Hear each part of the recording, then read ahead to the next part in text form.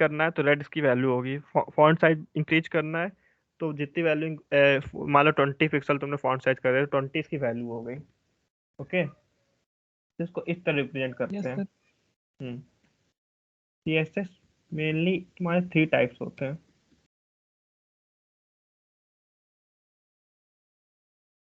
First होता है inline styling, तुम्हारा होता है इंटरनल CSS, इसको भी CSS कर दो।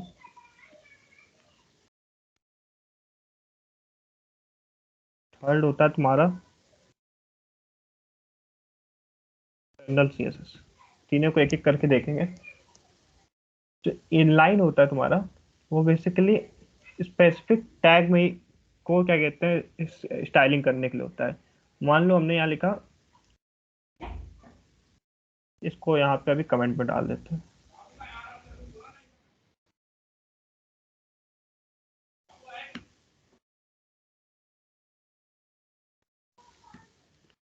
रिप्रेजेंट करते स्टाइल, तुम्हारा क्या हो गया सेलेक्टेड एकदम से। तो इसको ओपन करेंगे, इसका कलर हम लोग करना चाह रहे हैं ब्लू।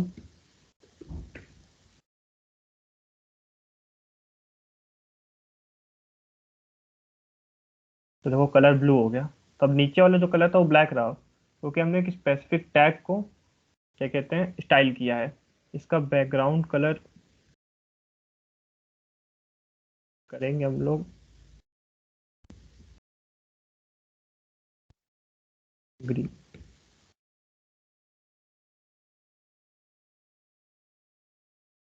एक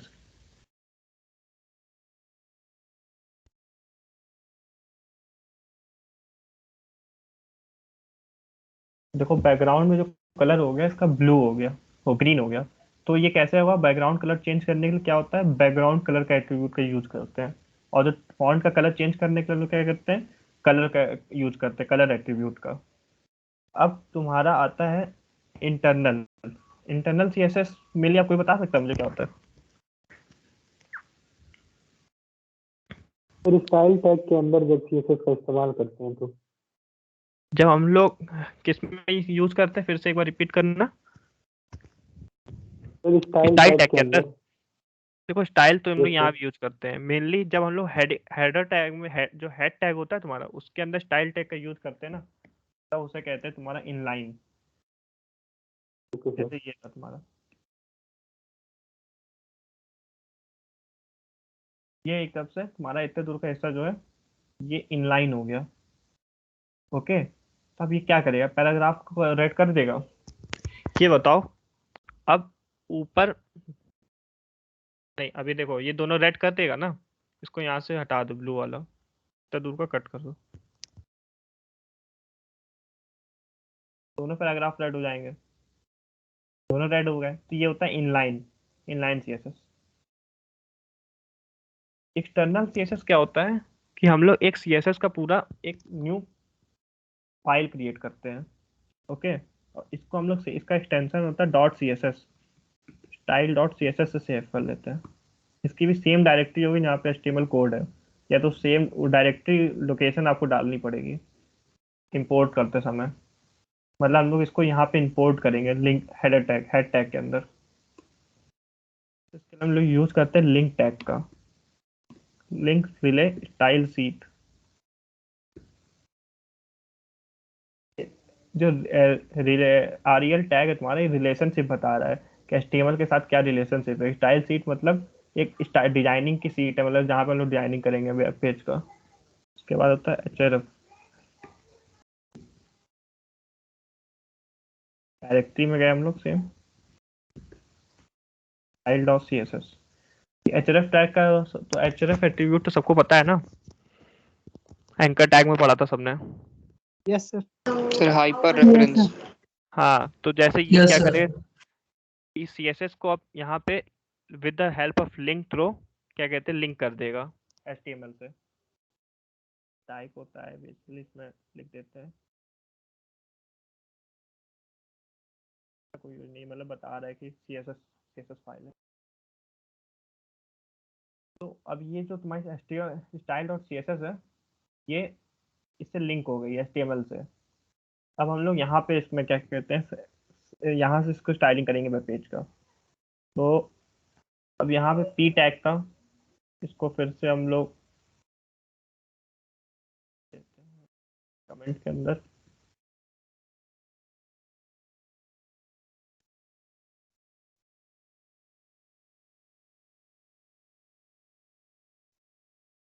p टैग, और यहाँ पे कलर कर देते हैं ग्रीन।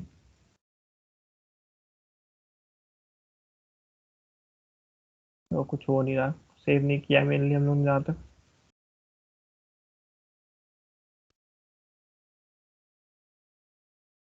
तो ग्रीन हो गया।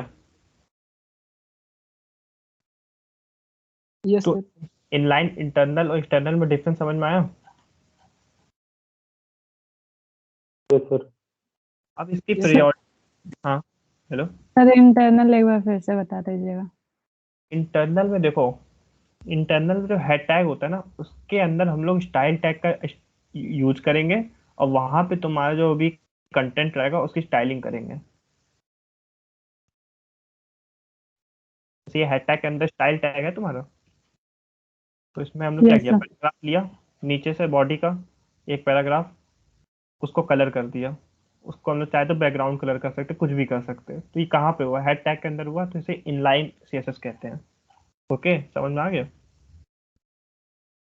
Yes sir. Precedence of operator पढ़ा होगा एक, तो वैसे ही जैसे बोर्ड में वहां से पढ़ा होगा कि सबसे मतलब प्रेसिडेंस ऑफ ऑपरेटर पढ़ा होगा कि डिवाइड सबसे ज्यादा होता है, मल्टीप्लाई सबसे ज्यादा होता है, उसके बाद फिर प्लस माइनस आता है। उस तरह इसमें भी होता है, इनलाइन की प्रेफरेंस सबसे ज्यादा होती है compare to internal then external. मतलब क्या बताया सर, फिर से बताइए तो।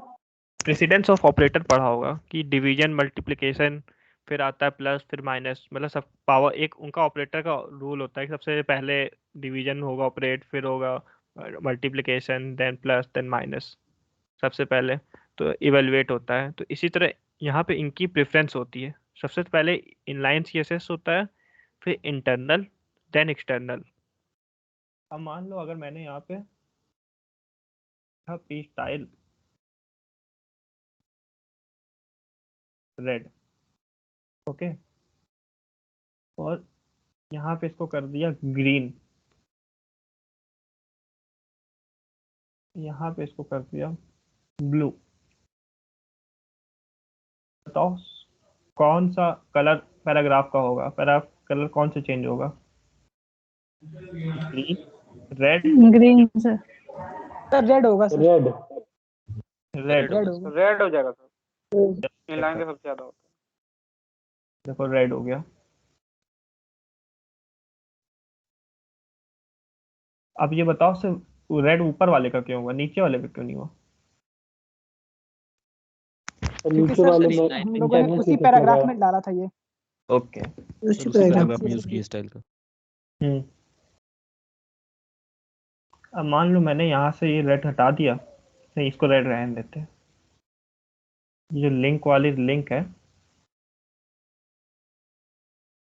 उसके नीचे कॉपी कर देते हैं। अब बताओ कलर कौन सा रहेगा सेकंड पैराग्राफ का, सेकंड पैराग्राफ का कलर इनलाइन में हमने ग्रीन दिया है, एक्सटर्नल में हमने उसको ब्लू दिया है।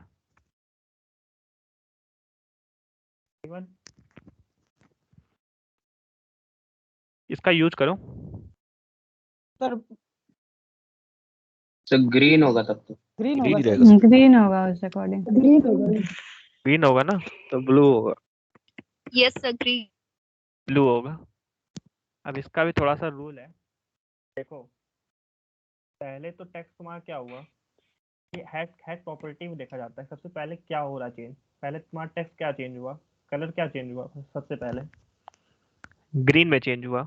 फिर उसके बाद ये हाँ सर। तुम्हारा जो एक्सटर्नल फाइल थी उस पे गया, फिर उसके बाद इसने ब्लू में चेंज कर दिया। तो मतलब कि ये पहले तुम्हारा चेक करता है हेडिंग टैग में इसको पहले कौन सा कलर चेंज किया गया। पहले अगर इंटरनल है तो इंटरनल होगा, पहले अगर पहले एक्सटर्नल तो एक्सटर्नल होगा, ऐसा होता है। पर अगर हम लोग यहाँ पे ऊपर वाला पैराग्राफ देखोगे तो वो रेड ही है तुम्हारा, वो रेड है, वो नहीं चेंज हुआ ब्लू में, क्योंकि इनलाइन की सबसे ज्यादा प्रायोरिटी, इनलाइन सबसे अलग है, वो हेड टैग से उसका लेना देना नहीं है। ओके, समझ में आ गया? आगे बढ़ते हैं। Yes sir. अब दो सेलेक्ट सर जो पैराग्राफ लिखा है वहां पे जो हम स्टाइलिंग कर रहे हैं वो इनलाइन स्टाइलिंग है। आवाज नहीं, लैग कर रही है, आवाज क्लियर नहीं आ रही। सर जो पैराग्राफ जहाँ पे लिखा है हम्म, वहां पे जो हम लोग स्टाइलिंग कर रहे हैं, जो कलर डिफाइन कर रहे हैं वो इनलाइन स्टाइलिंग है। पैराग्राफ, हाँ उसे इनलाइन करते हैं जो पैराग्राफ में कर रहे हैं, यहाँ पे जो कर रहे हैं। और जो टाइटल में कर रहे हैं वो इंटरनल है। जो हेड में कर रहे हैं यहाँ पे स्टाइल में, उसे इंटरनल, जो यहाँ पे कर रहे हैं उसे एक्सटर्नल। ओके, और सर ये लिंकिंग है वो बता दीजिएगा, जो फाइल आपने लिंक करी है हाँ, यहाँ पे। फाइल को हमने लिंक टैग के थ्रू लिंक किया है। इसमें जो आरईएल है, आरईएल एट्रीब्यूट, ये बता रहा है कि फाइल क्या है। फाइल मतलब सीएसएस फाइल, स्टाइल से डिजाइनिंग के लिए यूज होगी। एचआरएफ की हेल्प से हम लोग क्या कहते हैं, लिंक कर रहे हैं, क्या कहते हैं, एचटीएमएल फाइल को सीएसएस से। ओके, और टाइप टेक्स्ट सीएसएस मतलब सीएसएस फाइल टेक्स्ट फाइल है, जहाँ पे हम लोग क्या कहते हैं डिजाइनिंग करेंगे। तो मतलब जो फाइल वहाँ पे हम लोग सेव कर रहे हैं वो .css एक्सटेंशन में सेव होगी। हाँ, सीएसएस एक्सटर्नल फाइल की जो सीएसएस होती है उसको .css से सेव करते हैं। Okay sir. ओके, अब हम लोग क्या कहते हैं पढ़ेंगे, मतलब क्लास और, अच्छा डिवीजन टैग मैंने बताया था एचटीएमएल में ना। डिवीजन तुम्हारा क्या कहते हैं, यस सर, दो डिवीजन कर देता है। ब्रेक कर क्लास, देगा। हाँ, क्लास और क्या कहते हैं आईडी के बारे में पढ़ेंगे। जो क्लास एट्रीब्यूट होता है ना, वो तुम्हारा यूनिक नहीं होता है, मतलब वेयर आईडी एट्रीब्यूट तुम्हारा यूनिक होता है। मतलब एक बार अगर तुमने उसको डिफाइन कर दिया तो एक, फिर उसको फिर से डिफाइन नहीं कर सकते हो, मतलब सेम नेम नहीं होगा। ऐसे दिखा रहा हूँ, यहाँ पे इसको हटाता हूँ मैं, यहाँ पे लिखता हूँ class div1, okay, ID id1। तो दूसरा पैराग्राफ है, तो यहाँ पे क्लास तो सेम हो सकती है, क्लास का नेम,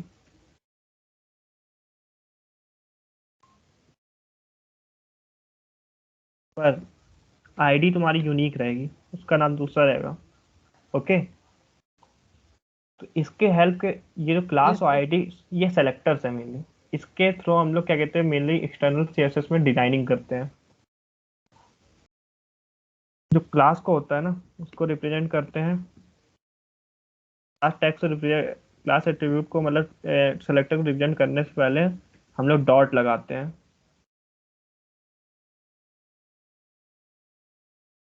आईडी से पहले हम लोग रिप्रेजेंट करते हैं एज, समझे? अब देखो, जैसे मैंने इसका नाम रखा division1 division2, तो इसको हम लोग हटा देते हैं।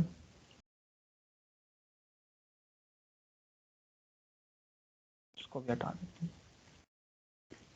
अब मान लो मैं पहले पैराग्राफ का चेंज करना है तुम्हें, क्या कहते हैं, कलर, बैकग्राउंड कलर, तो कैसे चेंज करेंगे, कोई बताएगा? जो पहला पैराग्राफ है उसका बैकग्राउंड कलर चेंज करना है तो कैसे चेंज करेंगे? Anyone? BJ sir, colour attribute sir div1 selector का यूज कर सकते हैं और फिर वहां से सर प्रॉपर्टी में बैकग्राउंड कलर का यूज करके कलर चेंज कर सकते हैं। div1 सेलेक्टर नहीं, div1 बीजी क्लास कलर। कर सकते हैं। तो div1 क्लास सेलेक्टर कैसे लिखेंगे? Dot div1, class co dot से रिप्रेजेंट करते हैं। यहाँ पे हम लोग लिखेंगे बैकग्राउंड, यहाँ सेलेक्ट करेंगे बैकग्राउंड कलर और उसको कर देंगे हम लोग ब्लू। ओके, वैसे अगर तुम्हें डिवीजन 2 का करना है तो इसको कर देंगे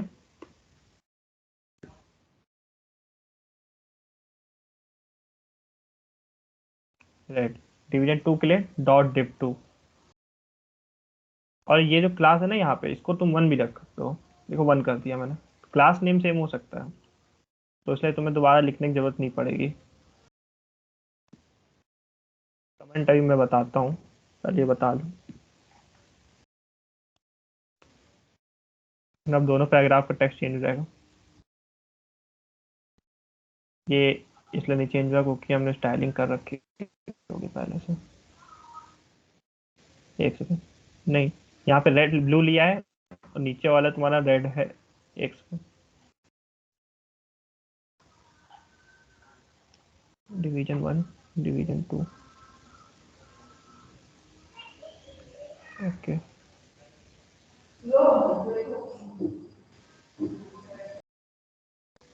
तो ऊपर वाला तुम्हारा रेड हो गया, नीचे वाला ग्रीन है अभी भी।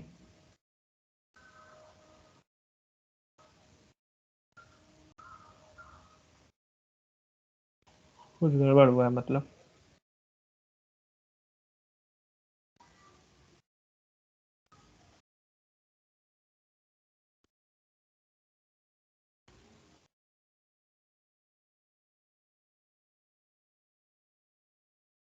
देखो ब्लू हो गया क्योंकि मैंने सेव नहीं किया था, जस्ट बैकग्राउंड कलर ब्लू हो गया। तो हमने क्या किया, जस्ट एक dots class C S class selector के हेल्प से बैकग्राउंड कलर दोनों पैराग्राफ का चेंज कर दिया ब्लू में। अब अगर तुम चाहो तो अब एक आईडी, अभी हमने आईडी की बात की, तो आईडी को रिप्रेजेंट करने के लिए हैश से रिप्रेजेंट करते हैं। तो इसमें क्या होगा, ID1।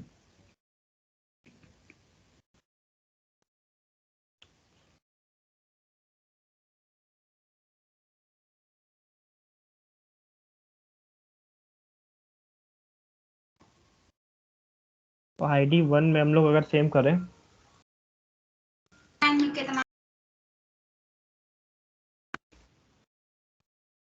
तो भी तुम्हारा कलर क्या होगा, इसको हटा दो, तुम्हें बैकग्राउंड कलर चेंज हो जाएगा। दो सेम, सेकंड वाले को नहीं किया है क्योंकि सेकंड वाली की आईडी डिफरेंट थी, पहला वाला चेंज हो गया।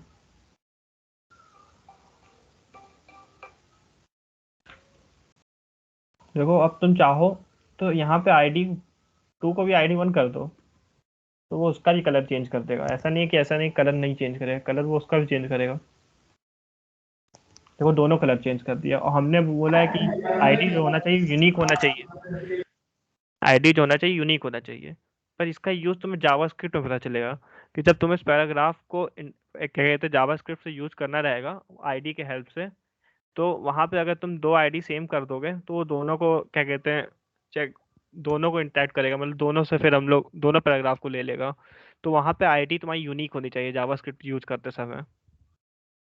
तो इसलिए हमेशा आईडी को यूनिक लिया करो, जावास्क्रिप्ट में समझ में आएगा। अब हम लोग बात करते हैं कलर की, कलर प्रॉपर्टी की।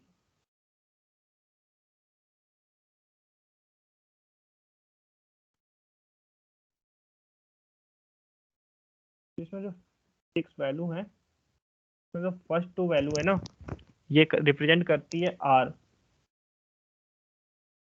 एक बार कमेंट बता दूं, CSS में 2 टाइप की कमेंट होती है, single line sir comment. 4th line में जो यूज किए हैं /* उसका क्यों यूज किया गया? वही बताने जा रहा हूँ, सिंगल लाइन कमेंट और मल्टी लाइन कमेंट।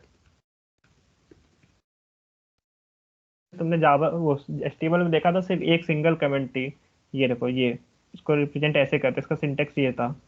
अब CSS में 2 होती है, एक सिंगल लाइन एक मल्टी लाइन।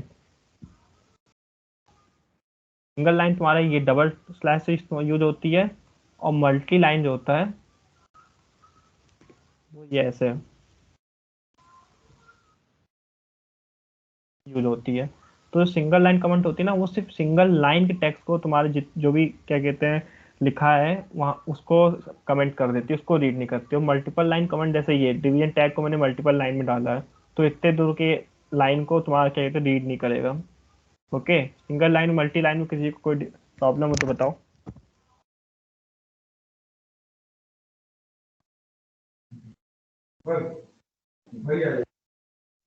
कोई डाउट अभी तक सीएसएस में स्टार्टिंग में कोई भी डाउट हो पूछ लो, बिल्कुल बेसिक चालू है, रुकिए अभी ये क्लियर होना चाहिए सबको।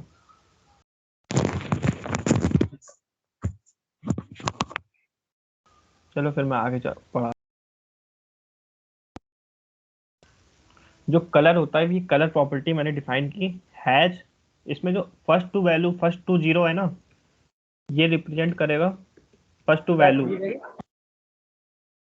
Red colour, second two value green colour, last two value तुम्हारा ये रिप्रेजेंट करेगा ब्लू कलर। इसको हम लोग कमेंट में डाल देते हैं जिससे कि इसको रीड ना करें आगे लाइन को। तो अगर मैं फर्स्ट टू वैल्यू को, इसकी जो मैक्सिमम रेंज होती है ना 0 से 9 होती है। ओके, तो फर्स्ट टू वैल्यू को अगर हम लोग 9 9 कर दें, बताओ कौन सा कलर पैराग्राफ 1 का होगा? Complete red. Red dark red. Sir red. अभी देखो मैंने इसको पेज को वो नहीं किया रिफ्रेश, और यहाँ पे ये भी है, तो इसको मैं यहाँ से डिलीट कर देता हूँ और Ctrl+S दबाता हूँ। एक सेकंड,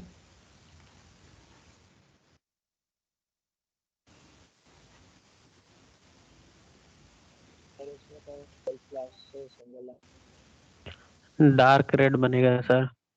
हाँ डार्क रेड तो बनेगा पता है, पर बन नहीं रहा है ना। एक ID1 पर सिंगल लाइन कमेंट को क्लोज नहीं करते हैं। नहीं, सिंगल लाइन कमेंट को क्लोज करने की जरूरत नहीं पड़ती है। सही होगा। एक सेकंड में कर रहा हूँ।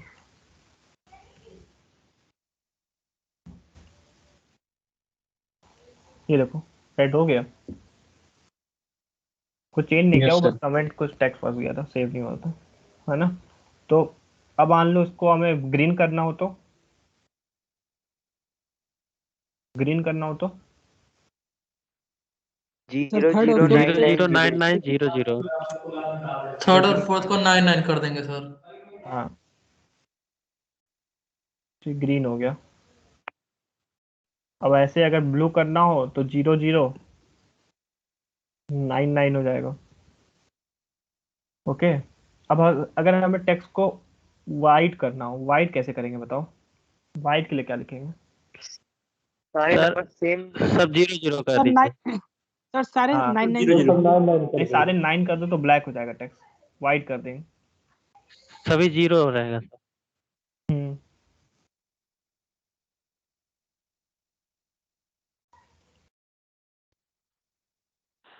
देखो सारे 0 करने से ब्लैक हो रहा है, सारे 9 काइंड कर दो।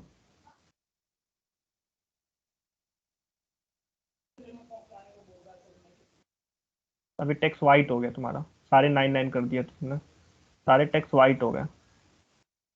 ओके, इसको हम लोग सिंगल RGB वैल्यू से रिप्रेजेंट कर सकते थे, मतलब चाहते तो 900। ये बताओ क्या कौन सा कलर शो होगा? Sir red. Sir red show. Green. Sir red तो होगा। रेड। बाबा तो फिर जल्द ये ऐसा होता है तुम्हारा RGB, और पहला वाला था वो ऐसा था RRGGBB। ओके, अब बात करते हैं हम लोग बैकग्राउंड कलर की, बात तो कर चुके हैं, तो अब बात करते हैं बॉर्डर की। 3 पैराग्राफ ले लेते हैं हम लोग बेसिकली। अब डिवीजन टैग का यूज करना सीखते हैं हम लोग, ये सब नहीं, हटाते हैं।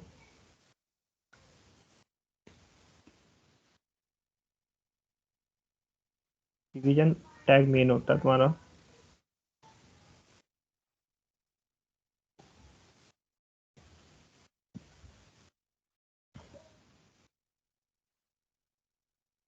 कॉपी करते हैं 3 टाइम्स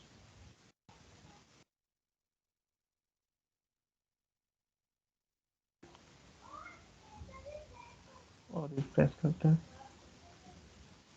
तो देखो 3 पैराग्राफ आ गए, तीनों अलग अलग लाइन से चालू हैं। तीनों में एक वीआर टैग दे देते हैं, थोड़ा सा एक space single line break.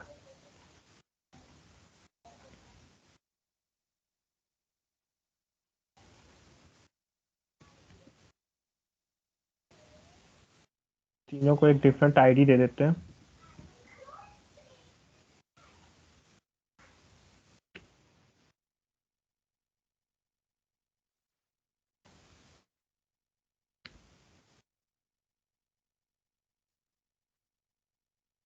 Save करते हैं। अब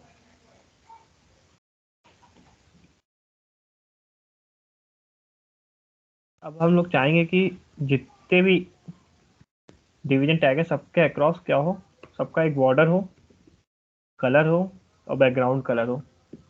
तो बॉर्डर के लिए हमने कल भी बताया था, एसवीजी में शायद मैंने बताया था या टेबल में, नहीं एसवीजी में बताया था थोड़ा सा। तो बॉर्डर को कैसे लिखते हैं, 10 पिक्सल। 10 पिक्सल मतलब बॉर्डर का कितना वो रहेगा, जो बॉर्डर बनेगा तुम्हारा उसकी विड्थ कितनी होगी, मोटा पतला। हाँ विड्थ मान लो। और सॉलिड मतलब जो बॉर्डर होगा सॉलिड होगा। और फिर ये थर्ड प्रॉपर्टी जो होगी उसका कलर हम लोग with the help of hexa code लिखेंगे। हेक्सा कोड में इसको कर देते हैं रेड। एफ से भी जो एफ होता है ना यहाँ पे, इसको ये जो होता है ये भी तुम्हारा कहते हैं, एक सेकेंड, ये भी रेड तुम्हारा शो करेगा यहाँ पे। मतलब अगर तुम 00 एफ कर दोगे तो ग्रीन, फिर 0000 एफ कर दोगे तो ब्लैक। मतलब सिमिलर 0 से 9 की जगह यहाँ पे एफ भी यूज हो सकता है, FE ABCDEF। ओके, अभी देखो बॉर्डर बना देगा, ये बॉर्डर आ गया, सबको शो हो रहा है ना। Yes sir. बॉर्डर में भी एक होता है सॉलिड, चाहो तो डॉटेड बॉर्डर आ जाएगा। डॉटेड स्मॉल में देखता हूँ,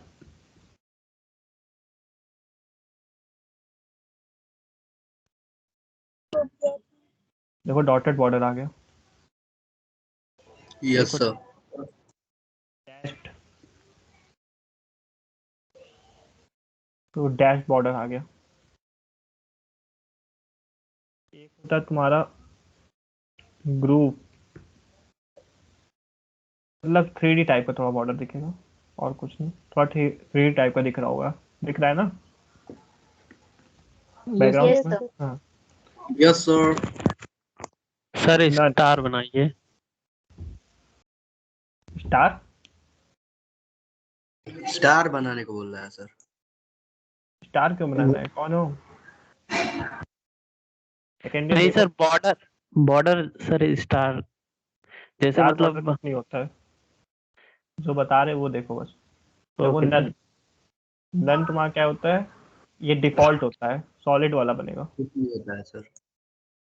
कुछ नहीं बनेगा, बॉर्डर ही नहीं बनेगा नन में। सिमिलरली हम लोग ID2 के लिए ये एक बॉर्डर बनाएंगे, तो कॉपी करते हैं, उसका कलर चेंज कर देते हैं।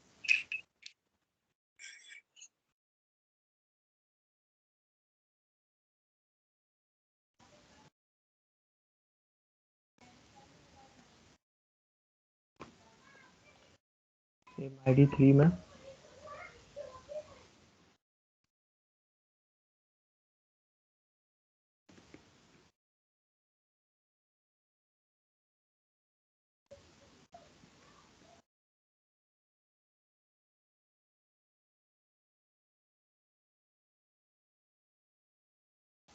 एक सेकेंड,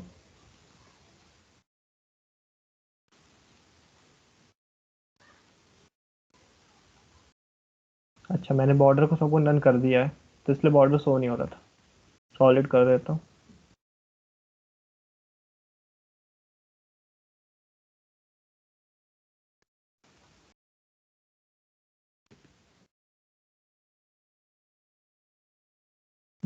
देखो तीनों के अक्रॉस 3 बॉर्डर हो गए।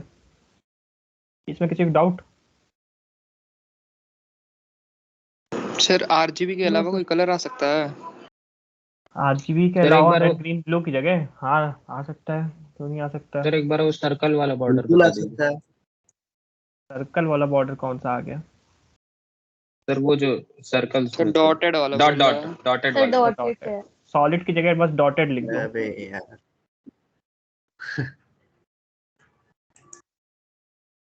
ओके सर, समझ गया। समझे? समझिए सॉलिड। अब ऐसे मैंने डबल डबल एफ दे दिया तो बॉर्डर कलर डिफरेंट हो जाएगा। देखो येलो आ गया, जब मैंने रेड और ग्रीन को मिक्स कर दिया तो एक येलो कलर आ गया। फॉन्ट का कलर चेंज कर देते हैं, टेक्स्ट का रेड कर देते हैं। बैकग्राउंड कलर तुम्हारा क्या कर देते हैं? बैकग्राउंड कलर ग्रीन कर देते हैं। सब में कर देते हैं सेम काम।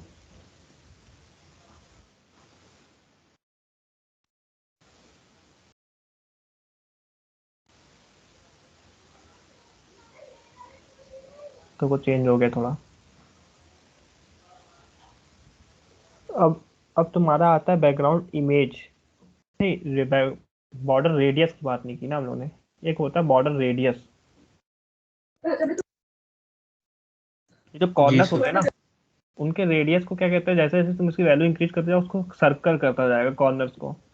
जैसे बॉर्डर रेडियस लिखा मैंने 10 पिक्सल।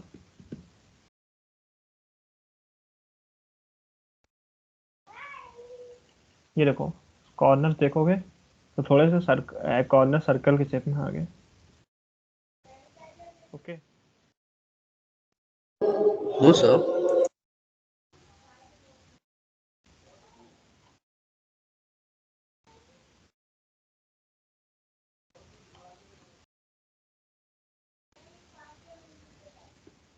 ये थोड़ा ज्यादा हो जाएगा।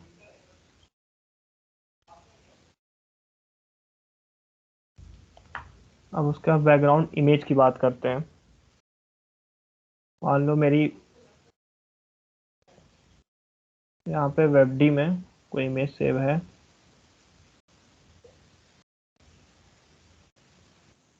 ये तो मूवी है।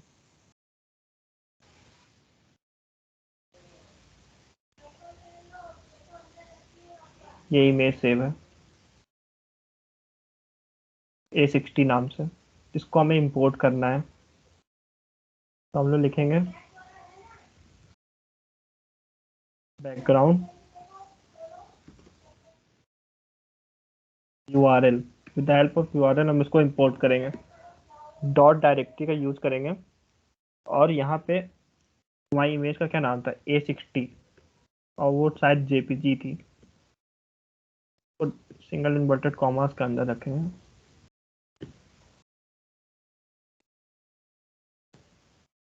तो इंपोर्ट हो जाएगा।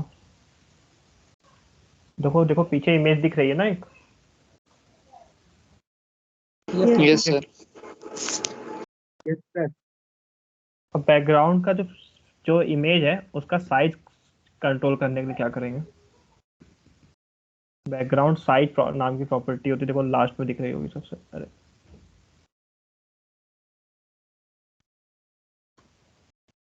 इसमें इसको क्या कहते हैं हम लोग? यहाँ पे बैकग्राउंड के साइज को क्या कहते हैं चेंज करते हैं। इसमें अगर ऑटो कर देते हैं एक बार तो कोई इफेक्ट नहीं हुआ।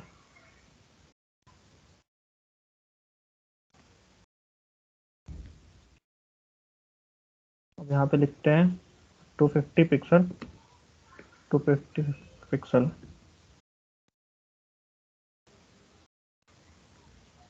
देखो थोड़ा थोड़ा चेंज दिखा तुम्हें, थोड़ा और छोटा करते हैं।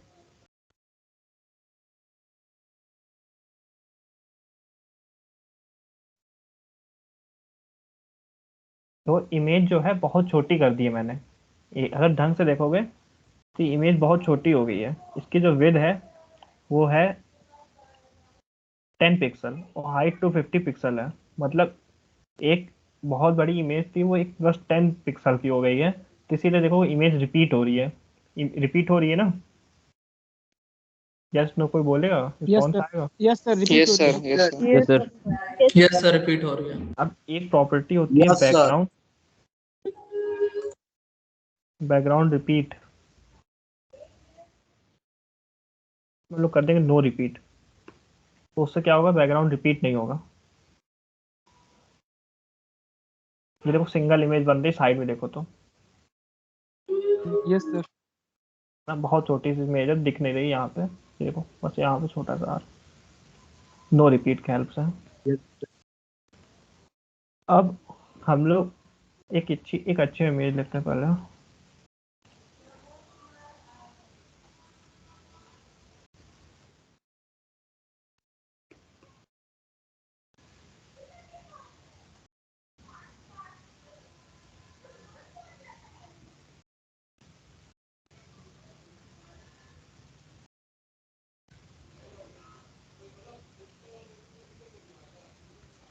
एक इमेज ले लिया हमने,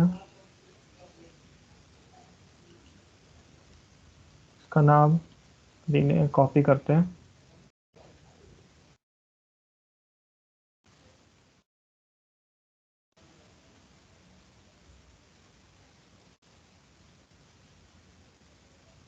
थोड़ा सा विंडो 11 में चेंज हो गया तो समझ नहीं आता,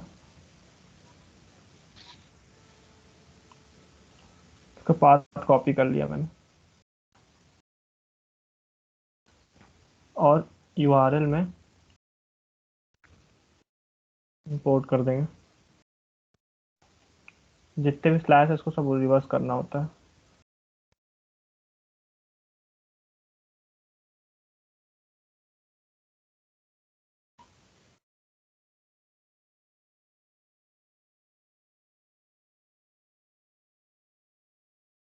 इमेज नहीं दिख रही है क्योंकि ये डबल इन्वर्टेड कॉमा के आगे सिंगल इन्वर्टेड कॉमा भी लगा था।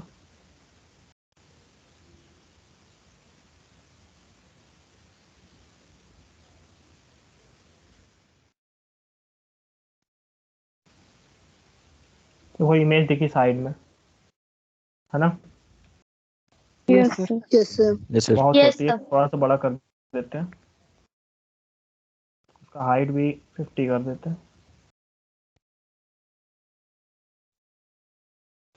अब थोड़ा थोड़ा दिख रहा होगा। यस सर, कॉर्नर में। अब होता है इसकी पोजीशन, एक प्रॉपर्टी होती है पोजीशन, बैकग्राउंड पोजीशन।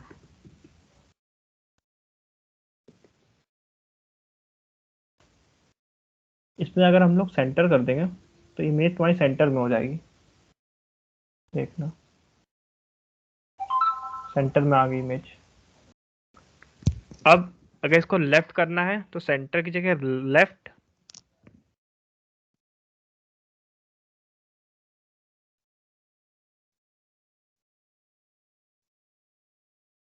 और राइट करना है लेफ्ट की जगह right.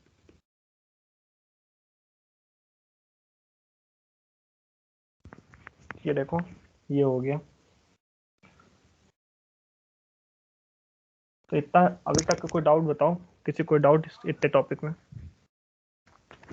No sir. Okay, no sir.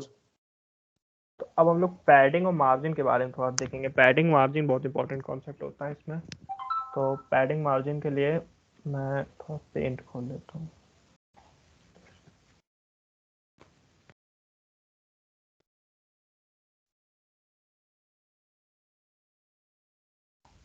मान लो मैंने कुछ टेक्स्ट लिखा,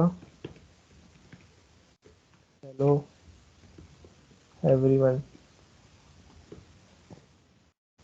तो जो टेक्स्ट के अराउंड जो स्पेस है ना बॉर्डर के अंदर, इसे कहते हैं पैडिंग। और जो बॉर्डर के बाहर जितना भी एरिया है, इस यहाँ से जो मैंने लाइन साइड राइट बनाई है और लेफ्ट में यहाँ से देखो, एक सेकेंड, इसे मार्जिन कहते हैं। ओके, ये होता है पैडिंग और यस सर। मार्जिन तुम्हारा। तो पैडिंग जस्ट स्पेस अराउंड जो होता है तुम्हारा एलिमेंट के, टेक्स्ट या कोई भी एलिमेंट होता है उसके अराउंड जो स्पेस होता है उसे पैडिंग कहते हैं।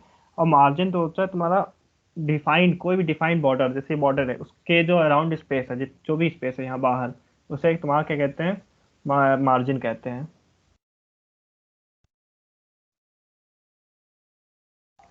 ओके। अब पैडिंग में 4 होता है, इसे मैं बताता हूँ एक एक करके। पैडिंग टॉप, मान लो पैडिंग टॉप 20 पिक्सल कर दिया। देखो ऊपर से 20 पिक्सल का स्पेस आ गया, मार्जिन आ गया एक तरफ से, यहाँ से यहाँ तक का 20 पिक्सल मार्जिन आ गया। अब अगर पैडिंग राइट कर दूं, लेफ्ट कर दूं पिक्सल, और पैडिंग राइट भी कर देता हूँ,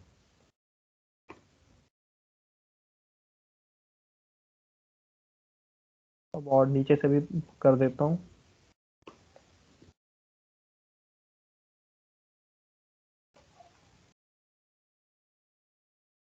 तो ये देखो लेफ्ट राइट बॉटम टॉप, मतलब जहां जहां से जिससे देखोगे तुम्हें पैडिंग दिखेगी। इसको इंस्पेक्ट करते हैं डिवीजन 1 को।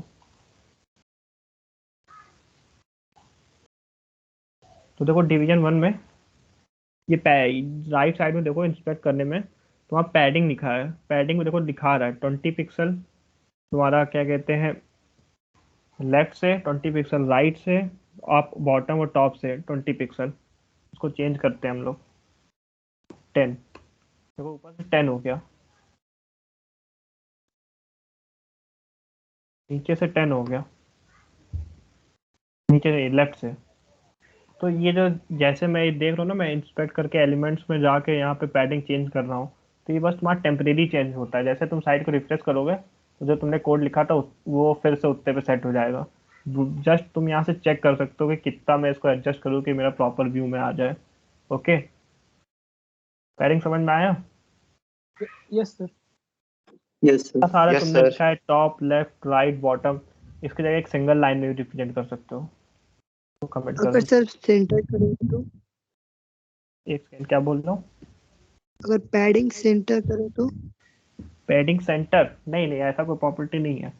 पैडिंग तुम्हें अपने ऑटो कर सकते हो, पर ऐसा नहीं होता है। पैडिंग तुम्हें खुद डिसाइड रेंज देनी पड़ेगी।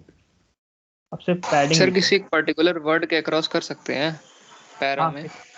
पैराग्राफ में किसी पर्टिकुलर नहीं, वहां कैसे करोगे तुम? पैराग्राफ में नहीं कर सकते हो। स्पैन टैग का यूज करके अगर तुम चाहो तो कर सकते हो मेनली। ओके, वो भी होगा तो वहां पे देखा जाएगा, आएगा ऐसी कंडीशन भी। देखो सर अगर पैराग्राफ में किसी एक वर्ड को ही क्लास बना दे बस और उसके अराउंड ऐसे ही कर दे तो हो सकता है मे बी। लाओ चेक करते हैं उसको। ये पैराग्राफ है, ये लॉरेन लिया हमने, इसको स्पैन टैग के अंदर डाल दिया, उसका क्लास ले लिया div1, और स्पैन टैग को हमने क्लोज कर दिया। सर स्पैन टैग क्या होता है? Span tag mainly inline tag होता है स्पेसिफिक वर्ड के लिए, मतलब उसको स्टाइलिंग कर रहा हो तो उसके लिए होता है। स्पेसिफिक वर्ड या लाइन ऐसे कुछ मेनली यही यूज होता है, कोई यूज नहीं है इसका, मतलब इतने दूर के लिए। अब स्पैन टैग को हमने किससे दिया था? Class dot division 1।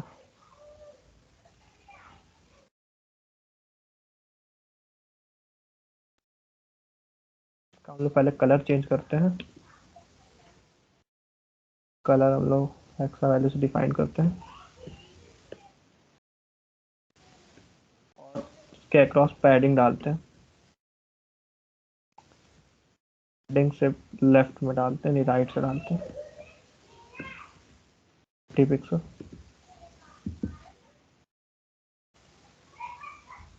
इसको इंस्पेक्ट हटाते हैं। तो कुछ हुआ? No sir. नहीं हुआ। चेक करके एक बार चेक कर लेते हैं। तो सिर्फ वर्ड्स के लिए नहीं होता है, ये पूरा एलिमेंट के लिए होता है। कैसे रह देते? अब अगर आपने वहाँ पे div1 लिखा है, यहाँ पे div यूज किया है बस। सर div1 वहाँ लिखना था चेक शायद कर इसलिए। लेता हूँ, div1 करिए सर।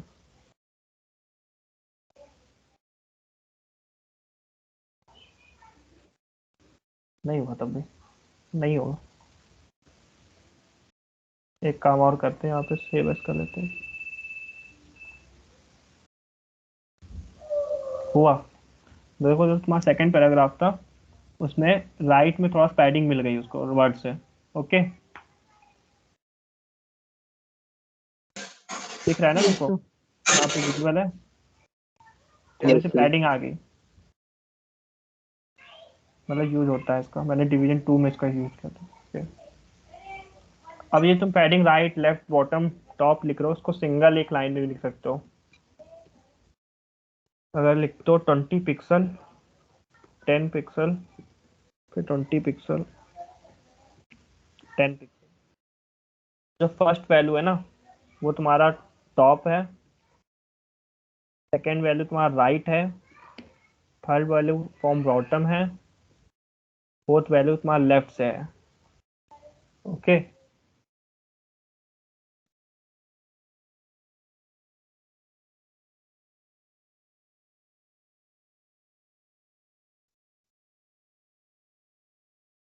देखो इसके अक्रॉस तुम्हें बॉटम राइट सब जगह से थोड़ा सा पैडिंग मिल गया, इसको हटाओ तुम, इसमें हमें यूज नहीं करना तुम्हें, तो दिखाने के लिए था।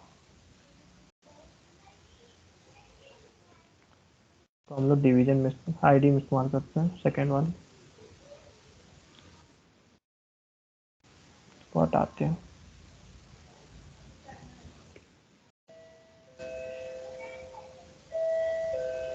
देखो ये 10 पिक्सल लेफ्ट है, 10 पिक्सल राइट से टेक्स्ट में, 20 पिक्सल अप 20 पिक्सल डाउन, सब जगह से पैडिंग आ गई टेक्स्ट में।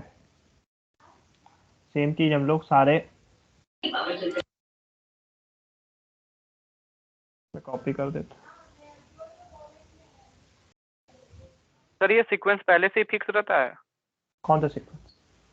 पैडिंग के आगे मतलब टॉप लेफ्ट राइट? हाँ हाँ हाँ टॉप, तुम इसको मतलब क्लॉकवाइज चलो, top right bottom left. Okay okay sir.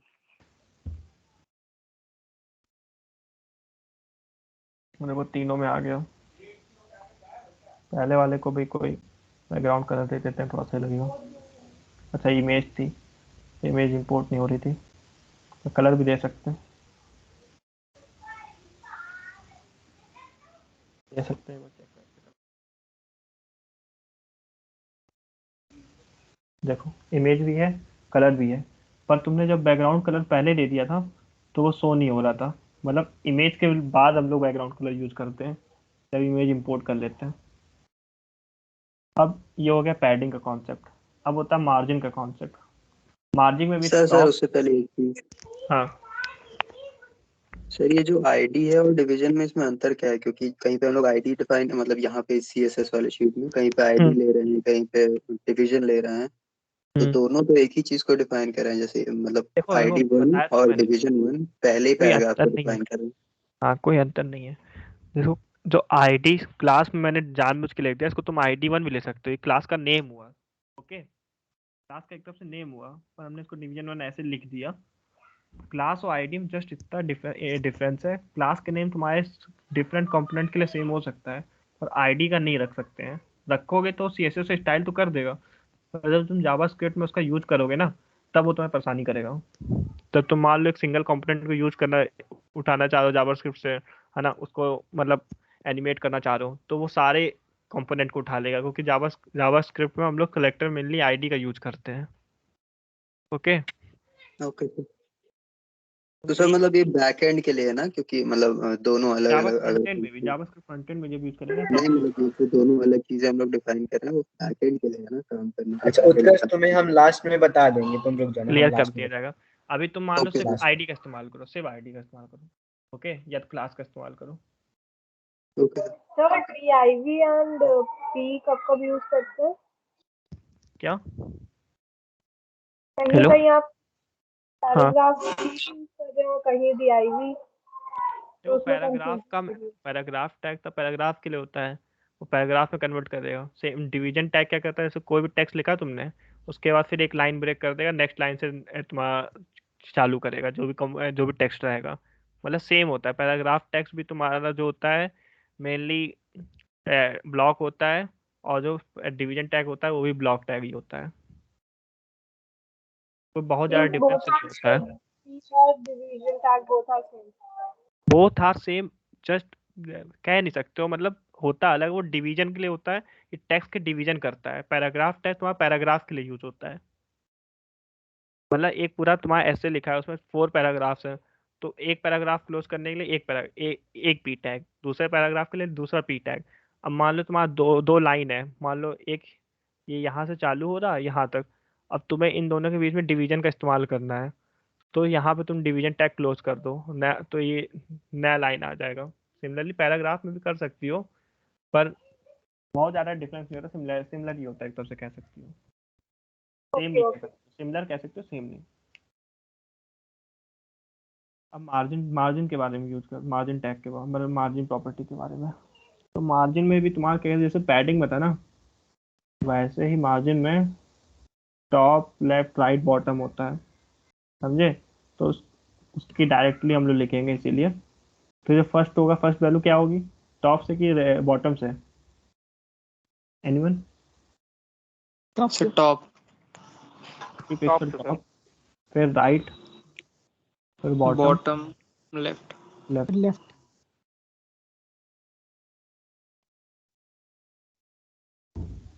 ये देखो, इसे 20 पिक्सल लेफ्ट, 20 पिक्सल राइट, सब जगह से बॉर्डर वो मार्जिन मिल गया।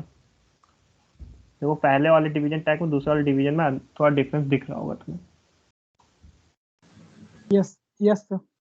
इसको सब में कॉपी कर देते हैं।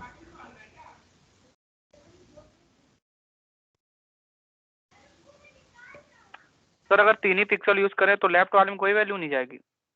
नहीं, तीनों पिक्सल, अगर 3 इस्तेमाल करो ना, उसका यूज दिखा देता हूँ। देखो, तो ये जो फर्स्ट वाला है, ये तुम्हारा क्या कहते हैं, देख लो एक बार, तब समझ में आ जाएगा। यूज सेम काम ही होगा, ये देखो काम सेम ही हुआ, थोड़ा सा वैल्यू चेंज कर दो तब तुम्हें क्लियर हो जाएगा। लेफ्ट राइट को ले लेता है बस। देखो, तो ये 20 पिक्सल तुम्हारा टॉप को रिप्रेजेंट कर रहा है ना, और जो ये 10 पिक्सल है, ये तुम्हारा लेफ्ट और राइट वाले जो था उसको रिप्रेजेंट कर रहा हूँ। मैं लिख देता हूँ, टॉप लेफ्ट एंड राइट और बॉटम। ओके, क्लियर हुआ? अब इसको 2 से भी रिप्रेजेंट कर सकते हो तुम, यहाँ से हटा दो, 10 पिक्सल हटा दो,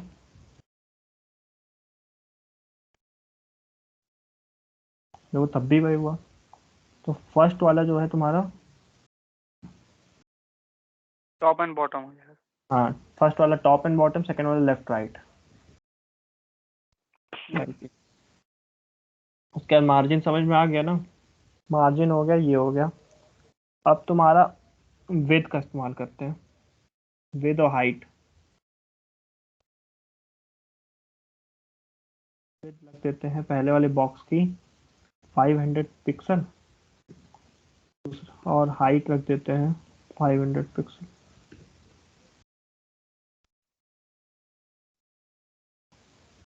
देखो, बॉक्स का साइज बहुत बड़ा हो गया, बहुत ज़्यादा बड़ा नहीं हो गया? तो यस सर। Yes sir. थोड़ा सा हाइट कम करते हैं, 100 पिक्सल करते हैं।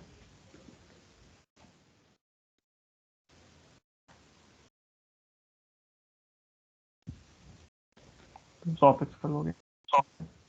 अब विड्थ भी तुम इसको करते हैं 200 पिक्सल। ये तुम्हें एक चीज दिखेगी, तो सेव नहीं किया,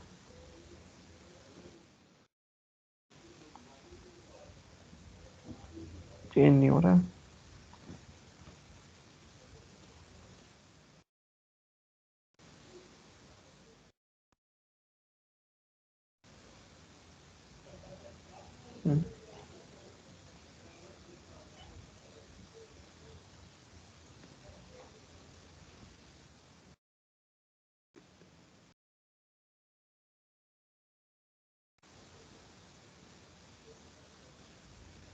प्रॉब्लम आ रही है इसके।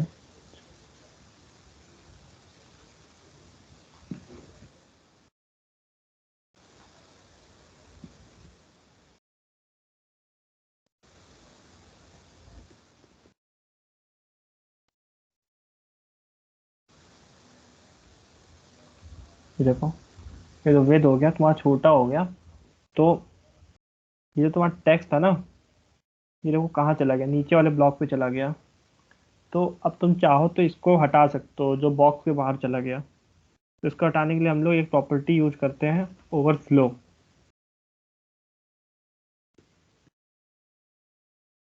इसको हम लोग हिडन कर देंगे।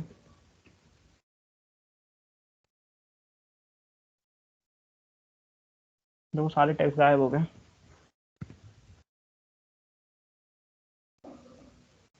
अब एक होता है तुम्हारा मैक्स विद, तो हम लोग लिख लेते हैं 400 पिक्सल।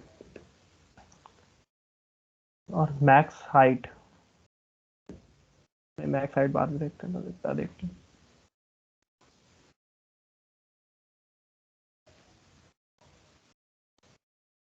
तो देखो इसको इंस्पेक्ट करते हैं।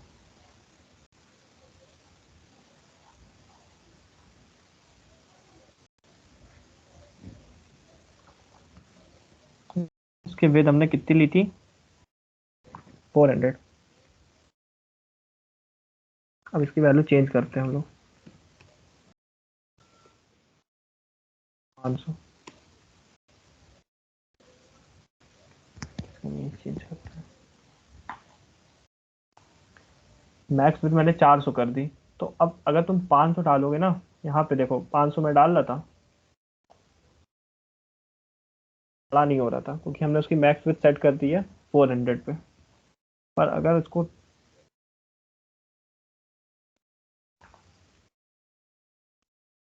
डाल लो तो छोटा हो जा रहा है। मतलब मैक्स विद सेट कर देता है कि विद तुम्हारी मैक्सिमम इतनी रहेगी, वैसे सेम मैक्स हाइट होता है, वो सेट कर देता है तुम्हारी मैक्स हाइट इतनी रहेगी।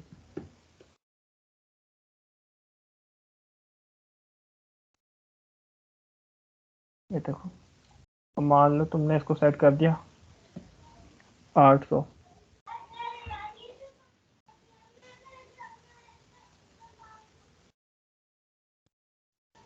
थोड़ा और बड़ा करते हैं, थोड़ा सा।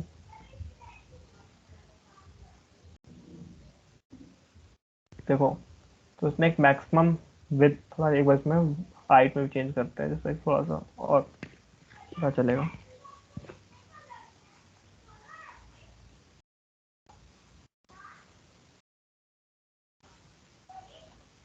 तो तुम्हारा जब टेक्स्ट, जो जितना भी टेक्स्ट था वो इस मैक्स विद में आ गया और मैक्स हाइट में आ गया, तो तुम्हारा हाइट जो है ना ज़्यादा बड़ा नहीं, इतने हाइट और विद में आ गया, तो तुम्हारा जो इसका जो हाइट है अपनी मैक्स हाइट तक नहीं गया। मान लो इसके अगर विद छोटा कर दूं,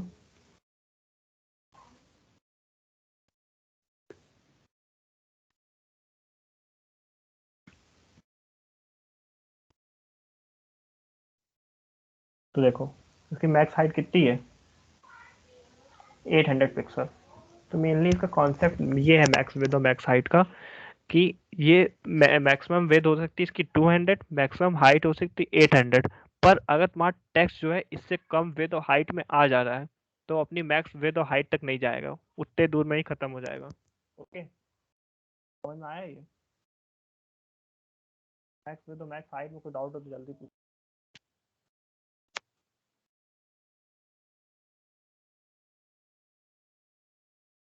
नहीं है? No doubt sir. एक होता है सर ओवरफ्लो एक बार बता दीजिए, ओवरफ्लो क्या होता है? जैसे भी, जैसे ये कंटेंट है तुम्हारा थ्योरम इप्सम वाला, ये जैसे इस बॉर्डर के बाहर निकला, तो तुम ओवरफ्लो हिडन कर दोगे ना, तो वो कंटेंट विजिबल नहीं हो जाएगा, हिडन हो जाएगा। वो कंटेंट विजिबल नहीं रहेगा, हिडन हो जाएगा। Okay sir, thank you sir. अभी मान लो ये हिडन हटा दें,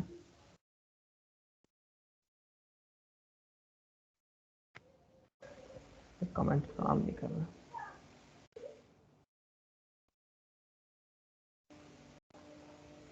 इसमें तो आ गया पूरा, इसकी हाइट 400 कर दो, ये आ जा रहा।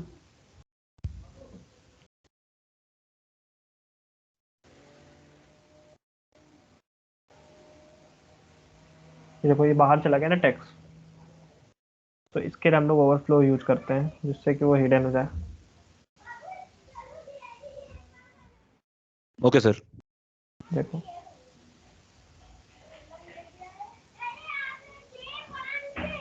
अब हम लोग ये हो गया। अब एक होता है यूनिवर्सल सेलेक्टर। ये पूरे पूरे HTML तुम्हारा जो पूरे पूरे HTML को सेलेक्ट करता है। मतलब उसका अगर तुम कभी साइट पे जाओगे तो रिफ्रेश करते हैं तो ये देखो यहाँ पे एक मार्जिन दे रखी है राइट साइड में। नीचे देखो पूरा HTML में बॉडी में मार्जिन 8 पिक्सल की 4 साइड से दे रखी है। 8 pixel from top bottom right left. Okay, तो ये क्या होता है, ये पहले से सेट होती है। तो यहाँ पे हम लोग इसीलिए यूनिवर्सल सेलेक्टर में मार्जिन कर देते हैं 0। पूरे पूरे बॉडी के साइड से जो मार्जिन होती है उसको 0 कर देती है। देखो थोड़ा सा तुम्हारा टेक्स्ट भी जो था जितने भी बॉर्डर थे सब साइड में हो गए, लेफ्ट साइड में, और यहाँ पे अब 8 पिक्सल नहीं दिखा रहा है। यूनिवर्सल सेलेक्टर समझ में आया? ये पूरे पूरे HTML एलिमेंट को तुम्हारा सेलेक्ट करता है, पूरे पूरे HTML। उसके बाद अब प्रॉपर्टी आती है तुम्हारी टेक्स्ट अलाइन करके। टेक्स्ट अलाइन, इसको मैं सेंटर कर देता हूँ।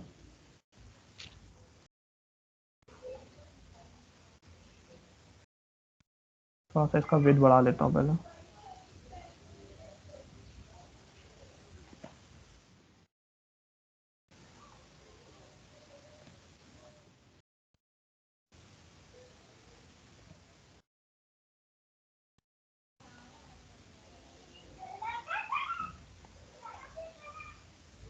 अब क्या था मैंने प्रॉपर्टी की टेक्स्ट अलाइन सेंटर।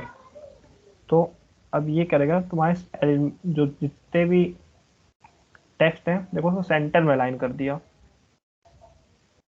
ये सेंटर में अलाइन है। सबसे अपने अपने लाइन से देखो सेंटर में जा रही है। सबसे लास्ट वाली लाइन देखो नॉन प्रोविडेंट है, वो सेंटर से चालू हुई है।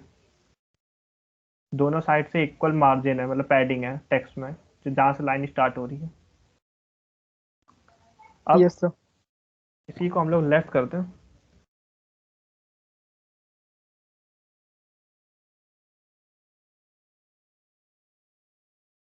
तो देखो लेफ्ट से चालू हो गया पूरा।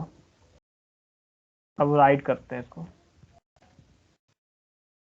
सारी कंफ्यूजन दूर हो जाएगी राइट करने में। वो राइट पे आ गया सब, राइट पे इक्वल मार्जिन है। Yes sir. एक होता है जस्टिफाई।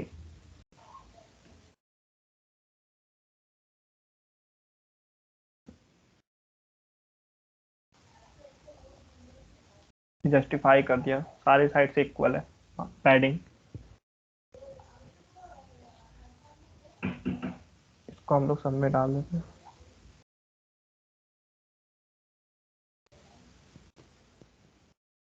सारे जितने भी बॉर्डर होंगे सब उसके अंदर जितने टेक्स्ट सब जस्टिफाई हो गया।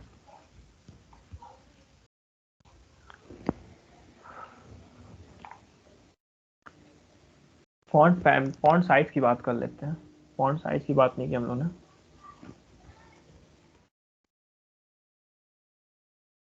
सर एक बार जस्टिफाई का बता दीजिएगा। हाँ देखो जस्टिफाई में तुम्हारा जो मार्जिन है, खोलता है इंस्पेक्ट करते हैं।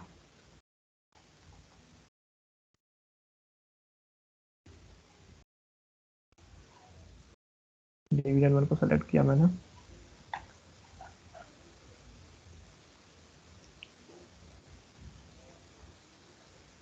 देखो पैडिंग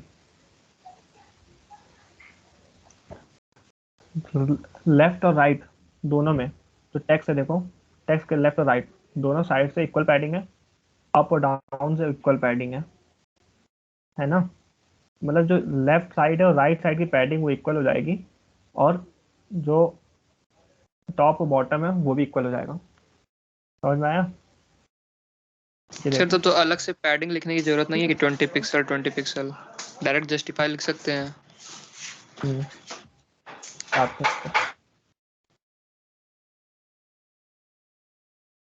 आपसे जस्टिफाई करेगा, ऑटो करता है। देखो ऑटो कर दिया। अब तुमने इसको पैडिंग नहीं दी थी तो इसने 0 पैडिंग कर दी चारों तरफ से, कर दिया ना। जस्टिफाई Yes, ये sir. भी हुआ, ये चारों तरफ से इक्वल है, इसीलिए पैडिंग देना जरूरी है। फॉन्ट साइज की बात कर रहे थे, मान लो मैंने फॉन्ट साइज कर दिया 40 पिक्सल,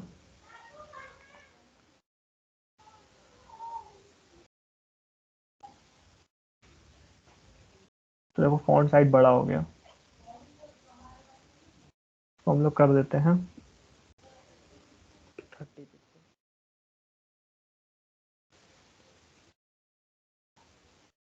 ये सब आपको प्रैक्टिस से याद होगा, 1 2 3 साइड आप जब बना लोगे ना तो आपको धीरे धीरे सब प्रैक्टिस से याद हो जाएगा अपने आप, बिना प्रैक्टिस के नहीं याद होगा। देखो सबके फॉन्ट बड़े हो गए, फॉन्ट साइज का ये होता है। अब होता है एक वहाँ प्रॉपर्टी होता है फॉन्ट फैमिली।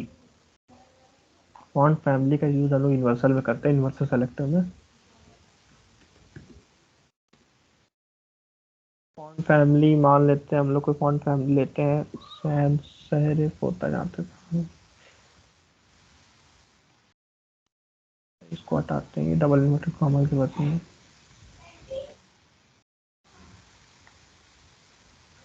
तो उसका देखो फॉन्ट चेंज हो गया। ठीक उसी तरह और तुम्हारे फॉन्ट्स होते हैं, एक सैरिफ होता है, एक टाइम्स न्यू रोमन होता है जहाँ तक,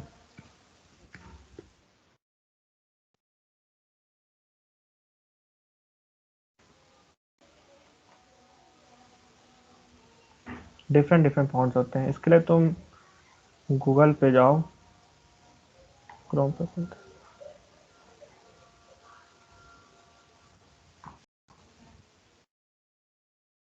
गूगल फॉन्ट सर्च करो। सर वैसे टाइम ही हो गया है तो इसको कल से स्टार्ट कर सकते हैं, और वुमेन ऑफ कोड का भी बताना है। बस गूगल फॉन्ट्स बता दूं? Okay sir. तो गूगल फॉन्ट्स पे गए हम लोग, ये एक था, इसको सेलेक्ट किया हम लोग ने, तो देखो लिंक जो है ना, ये लिंक, इसको कॉपी कर लो और इसको तुम अपने यहाँ पे हेड टैग के अंदर इंपोर्ट कर दो। ये तीनों तुमने इंपोर्ट कर दिया। अब यहाँ से जो फॉन्ट फैमिली भी दिया था,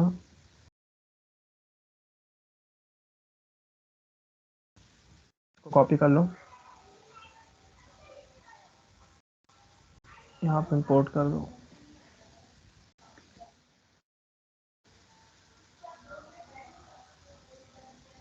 तो फिर टेक्स्ट वहाँ चेंज हो गया, जो तुमने गूगल फॉन्ट उठाया था उसको चेंज हो गया। तो तुम मतलब गूगल फॉन्ट से टेक्स्ट सेलेक्ट कर सकते हो, फॉन्ट सेलेक्ट कर सकते हो। तो आज के लिए अभी तक कोई डाउट है तो पूछ लो।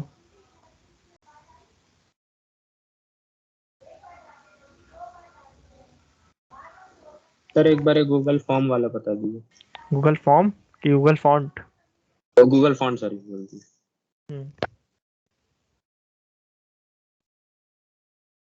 गूगल फॉन्ट सर्च करो, गूगल फॉन्ट पे जाओ, कोई एक फॉन्ट सेलेक्ट कर लो जो तुम्हें यूज करना है अपनी साइट में। उसमें साइड में तुम्हारा लिंक दिया रहेगा, उसको कॉपी करो। सर आपका एक ही स्क्रीन शो हो रहा है। स्क्रीन शो हो रही है, मेरी स्क्रीन प्रेजेंट हो रही है। यस सर, आ रही दिख रही है।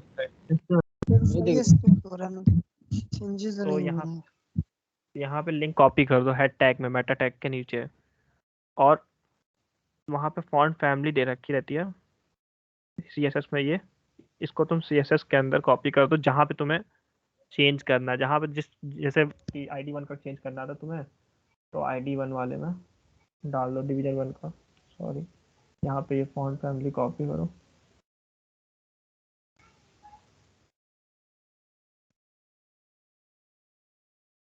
कर दो। यस सर, आ गया। और कोई डाउट किसी को? No sir. No sir. क्या डाउट था? एंकर टैग से रिलेटेड डाउट है। हाँ, एंकर टैग का पूछो। सर जैसे हम उससे दूसरी वेबसाइट लिंक कर सकते हैं, लेकिन अगर हमको सेम वेब पेज में के किसी सेक्शन को लिंक करना है, कि अगर हम उस पर हाँ क्लिक हो करें जाएगा। तो वेब पेज में, तो वो कैसे रुको करते हैं? दिखा रहा हूँ, कर रहा हूँ। मान लो मैंने यहाँ पे एक एंकर टैग आगे लगा दिया, एक अंदर लिख दिया div2, और इसकी जो लिंक होगी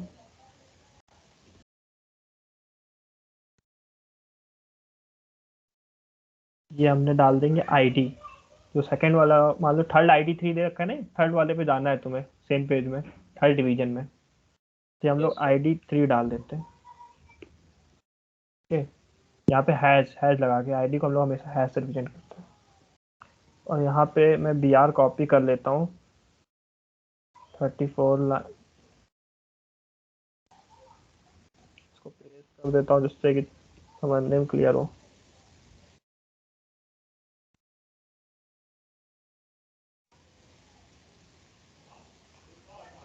पेज को रिफ्रेश करते हैं तो ये सबसे नीचे चला गया ना। अब जैसे तुम डिवीजन 2 पे क्लिक कर रहा हो तो देखो उस वाले डिवीजन में चले गए। डिवीजन 3 को मतलब डिवीजन 2 लिख दिया था, जो भी था, डिवीजन 3 की लिंक थी, तो डिवीजन 3 पे चलेगा। तुमने यहाँ पे क्लिक किया, डिवीजन 3 पे चलेगा। साइड में स्क्रॉल बार देखो, उससे पता चल रहा होगा कि तुम उस पेज में, उस डिवीजन में जा रहे हो। क्लियर हुआ? Yes sir. Yes sir. Yes sir. हाँ, तो कोई डाउट है और? सर आईडी की जगह दूसरा सेलेक्टर भी यूज कर सकते हैं इसके लिए? हाँ, यूज कर देखते हैं। यहाँ पे हम लोग लिखते हैं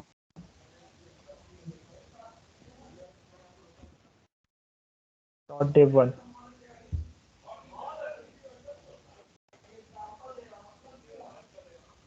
देखो यूज तो हुआ, हम लोग नीचे पहुंच गए, वो थोड़ा सा हम लोगों ने कहीं एरर कर रही होगी, उसका बॉर्डर स्टाइल चला गया, वो डिवीजन 1 लिख दिया ना हम लोग ने, यहाँ पे चेंज कर दिया, सॉरी रुक जाओ, हर जगह यूज कर दिया।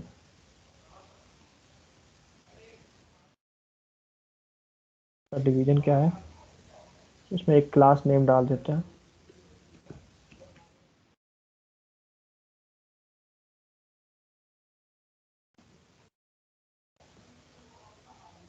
लिंक में .div3, यही था ना।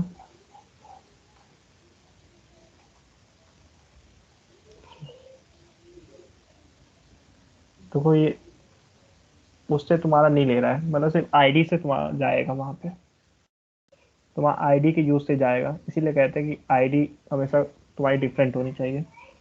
डिवीजन टैग के हेल्प से नहीं गया, क्लास से नहीं गया, समझ गए? Yes sir, thank you sir. हमेशा थैंक यू आईडी सर। का यूज करोगे, इसीलिए आईडी को हमेशा यूनिक लेते हैं। नितेश, हाँ क्या कह रहे थे? सर वो वुमेन ऑफ कोड को एक्सप्लेन करना था, मैंने आपको व्हाट्सएप किया, या मैं ही प्रेजेंट कर दे रहा हूँ अपनी स्क्रीन? प्रेजेंट कर दो। ठीक है सर।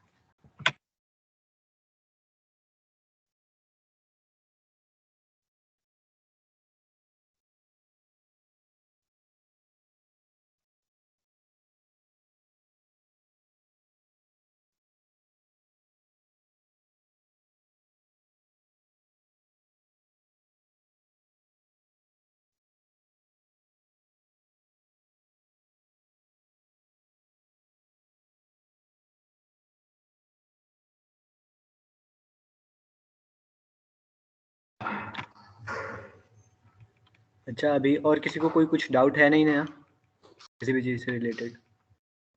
और कैसा लगा सर आपने कहा था सर आपने कहा था क्विज डिस्कशन होगा कल वाला। हाँ हाँ, मैं बताता हूँ, उससे रिलेटेड बता रहा हूँ। और ठीक है, और कोई किसी को कुछ डाउट? No sir. कोई डिस्कस कर लेना एक बार। सर मैं प्रेजेंट कर रहा हूँ, मैं डिस्कस कर दूंगा। हाँ, मैं वो वुमेन ऑफ कोड प्रेजेंट कर रहा हूँ, आप एक्सप्लेन कर दीजिए। ओके।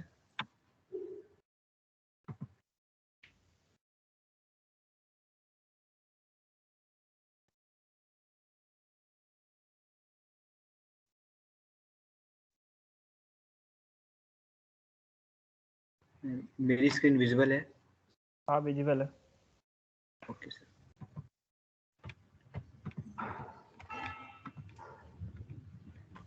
इसमें डायरेक्ट इसमें जाओ हैक पे।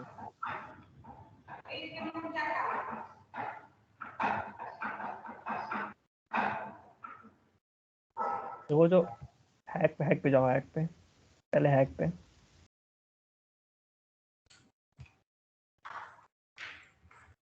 हैक ऊपर है कि नीचे देख लो।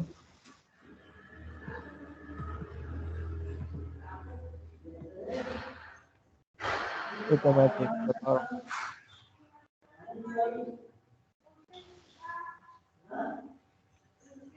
All about women code following पे जाओ, पीपीटी पेज नंबर 911 पे, स्लाइड 911 पे जाओ। Yes sir. ये देखो उसके वो थोड़ा सा नीचे, थोड़ा सा और नीचे जाओ।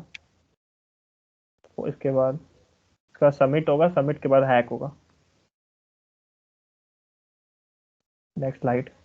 हाँ तो देखो जो हैक है ना, all about women of code hack, ये जो लर्न फॉर कॉज करा रहा है, लर्न फॉर कॉज का ये प्रोग्राम है जो कि हमारे साथ पार्टनर है, डिजिटल पार्टनर है। तो इसमें क्या है, ये पूरा मतलब इंटरनेशनल लेवल पे हो रहा है। तो इसमें आप लोग एक अपना आइडिया प्रेजेंट कर सकते हैं। हैकेथॉन है, हैकेथॉन की जो टीम होगी वो 2 से 4 मेंबर की कंप्राइज होगी, है ना। उसमें एक वुमेन कंपलसरी है, मतलब एक वुमेन मेंबर कंपलसरी, एक गर्ल होनी होनी चाहिए। इसमें मेनली यही है कि आपको अपना आइडिया सबमिट करना है। अगर वो आइडिया उनको अच्छा लगेगा तो वो उसको सेलेक्ट करेंगे, उसके आगे आपको उसका सोल्यूशन देना पड़ेगा, उसमें इनोवेशन करना पड़ेगा। जैसे हैकेथॉन कोई कोई है यहाँ पे जो हैकेथॉन जानता हो या कभी हैकेथॉन में पार्टिसिपेट किया हो? तो मैं बता देता हूँ हैकेथॉन के बारे में। हैकेथॉन में जैसे फर्स्ट स्टेज ये होता है कि आप कोई भी एक प्रॉब्लम चल रही है, मान लो, है ना, उस पे एक आइडिया अपने आप से उसका एब्स्ट्रैक्ट बनाओ, उसको सबमिट करो। अगर उनको आपका आइडिया अच्छा लगता है तो वो उसको सेलेक्ट करते हैं।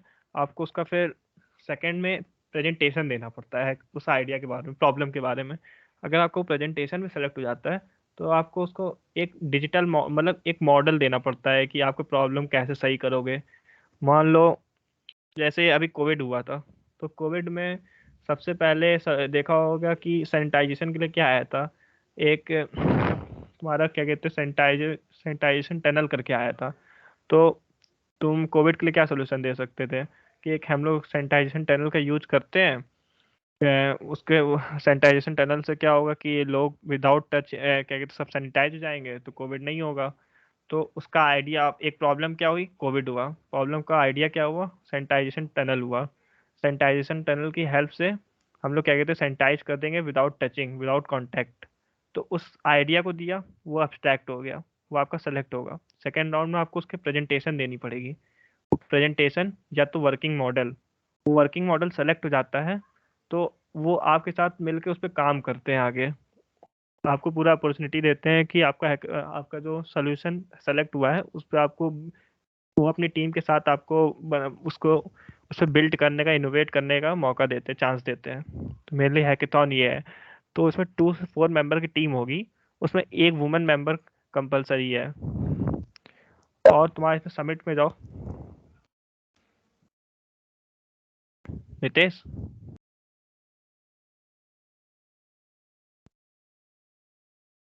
नितेश हाँ, पेज नंबर 10, पीपीटी 10 पे। समिट में मेनली क्या है कि जो इनका समिट है इसमें इसमें कई सारे मेंबर्स आएंगे, मतलब कि बाहर से बहुत सारे स्पीकर्स आएंगे। वो आपकी वो प्रॉब्लम्स पे डिस्कशन करेंगे। आपकी प्रॉब्लम नहीं, मतलब कोई भी प्रॉब्लम होगी उस पर डिस्कशन होगी। आप मतलब मेन प्रॉब्लम वर्ल्ड में क्या चल रही है, स्टार्टअप्स के बारे में, कोई भी टेक्नोलॉजीज के बारे में उस पर डिस्कशन होगा। तो उसमें आप पार्टिसिपेट कर सकते हो, उसमें आपको कुछ नया आइडिया, कुछ नई थिंकिंग ही मिलेगी, कुछ भी मिलेगा, है ना। और क्या है, उसके जो ऊपर वाला पेज है फेलोशिप वाले पे जाओ।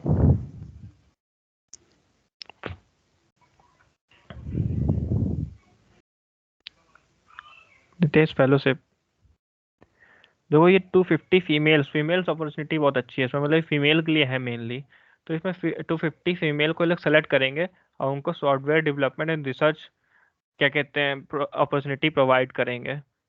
और उनको पूरा ट्रेनिंग देंगे, उनको पूरी तरह से मतलब ट्रेनिंग जो भी होगी वो लोग प्रोवाइड करेंगे। 4 मंथ वर्चुअल प्रोग्राम होगा जिसमें देखो गर्ल्स को उनके बारे में बताया जाएगा, ट्रांसजेंड्स एंड नॉन बाइनरी स्टूडेंट।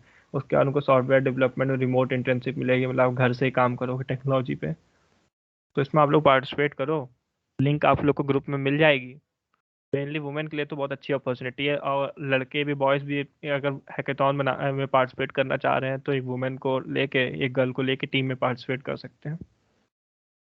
बस इतना ही था इसमें। गुडीज और क्या कहते हैं प्राइज मनी होगी। देखिए गुडीज होगी, देखो गुडीज का होगा, टी शर्ट होगा, जो पार्टिसिपेट कर रहे हैं उसमें जो बढ़िया पार्टिसिपेट करेंगे उनको कैप, मास्क और टी शर्ट होगा। सर्टिफिकेट आपको मिलेगा, पार्टिसिपेशन सर्टिफिकेट मिलेगा। मेनली इतना ही था। नितेश कुछ क्वेश्चन प्रेजेंट कर दो एक बार। Okay sir, 1 minute.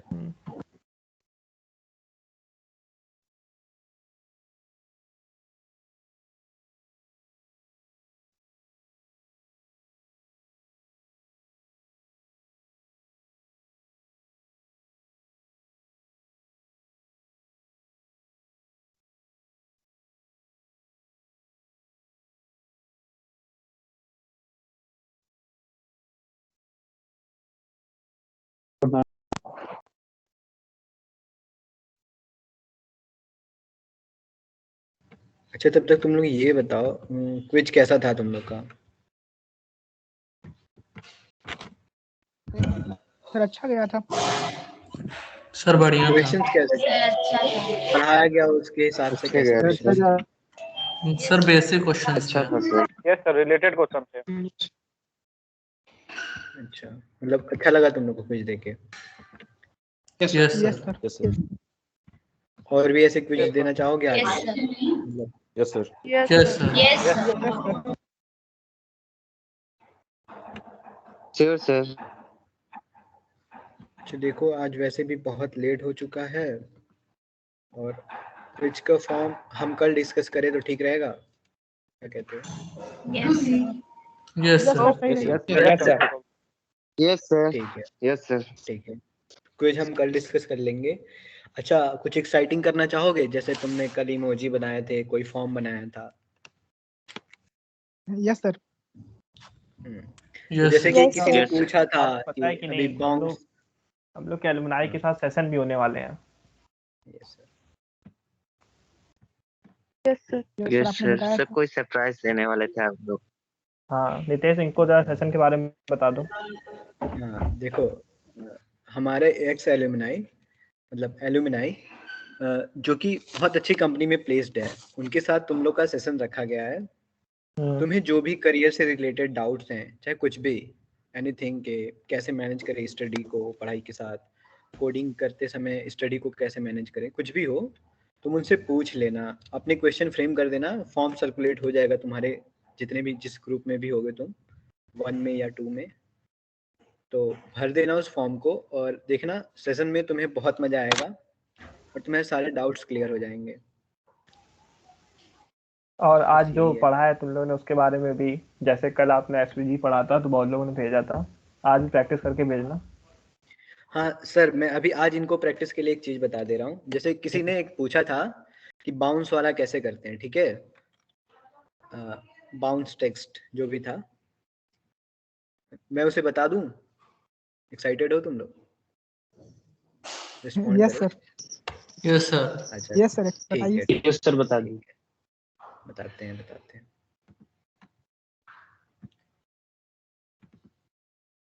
अच्छा, कंफर्म करो कोई कि मेरी स्क्रीन शेयर हो रही है। अभी नहीं हो रही सर। यस सर, होने लगा। Yes sir. यस सर हो रही है। अभी होने सर लगा। हो रही है। ठीक है, ठीक सर है। मेरी ये तुम्हें क्या दिख रहा है अभी? VS कोड दिख रहा है? Yes sir. Yes sir. Yes sir. अच्छा, सर ने मार्केट टूल बताया था ना? Yes yes sir.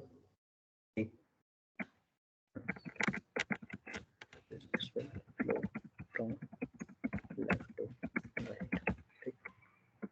इसमें क्या क्या प्रॉपर्टी बताई थी, रिकॉल करो, कुछ याद है? सर उन्होंने डायरेक्शन बताया था, राइट से लेफ्ट सर डायरेक्शन और एक स्क्रॉल अमाउंट था उसके स्पीड के लिए, और विद हाइट प्रॉपर्टी थी जिस एरिया में वो करेगा scroll. Yes yes yes, okay. अच्छा, डायरेक्शन लेफ्ट देंगे तो क्या होगा? सर लेफ्ट से लेफ्ट की मूव तरफ करना मूव स्टार्ट करेगा। करेगा। लेफ्ट की तरफ स्क्रॉल करेगा।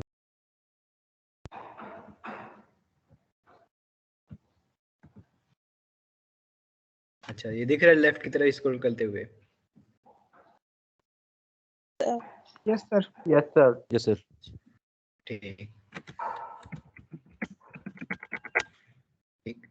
इसके अंदर अब देखो हम क्या करते हैं, एक अप टू डाउन कर लेते हैं, एक और टेक्स्ट बना लेते हैं इसी की वजह से, और क्यों, इसी को कॉपी कर लेते हैं बच्चों।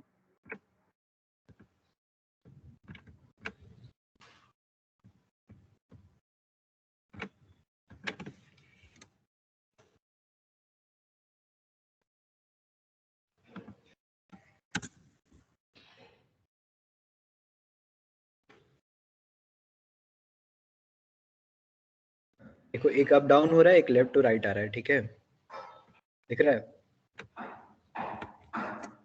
अच्छा ऐसे ठीक है, मैं आधी आधी स्क्रीन प्रेजेंट कर रहा हूँ तो कोई दिक्कत नहीं है कि मैं पूरा टेक्स्ट एक बार करूँ और एक बार में वो? सर सही है। नो सर सही है। अच्छा हाँ, ये मैंने देखो ब्रेक 2 डाला तो ये तो क्लियर होगा कि ब्रेक से क्या होता है, लाइन चेंज होती है और हॉरिजॉन्टल रो से एक रो बन गई। क्लियर है ना सबको? एचआर से? Yes sir. Yes sir. Yes sir.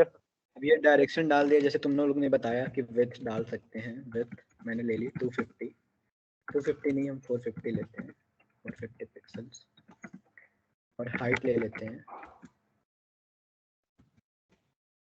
450 pixels.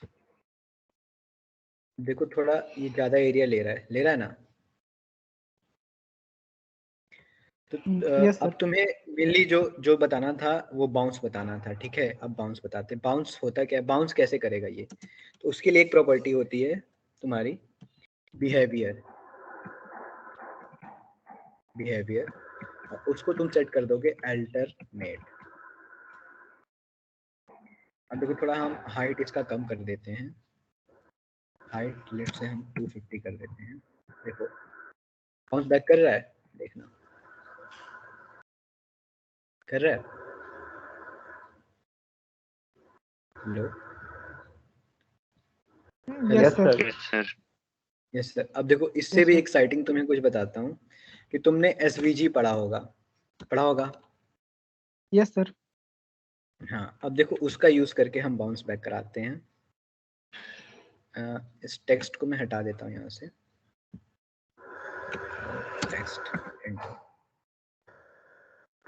अब इस मार्क्यू टूल के अंदर हम एक एसवीजी डाल देते हैं, एसवीजी, ठीक, और सर्कल लेते हैं, सर्कल, ठीक, सर्कल। शेप्स को हम 10 रखते हैं, CY को भी 10 रखते हैं और रेडियस भी 10।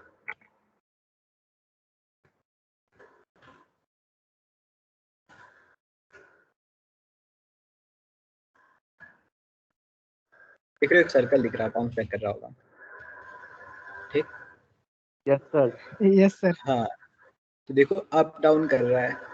अब तुम्हें कुछ एक्साइटिंग और इससे भी करना है, तो एक मार्क्यू के अंदर में हमने इसे लिखा है, एक और हम मार्क्यू टैग लिख देते हैं इसके अंदर, यानी कि एसवीजी के अंदर ऊपर एक और हम मार्क्यू टैग लगा देते हैं। हमने लगा दिया,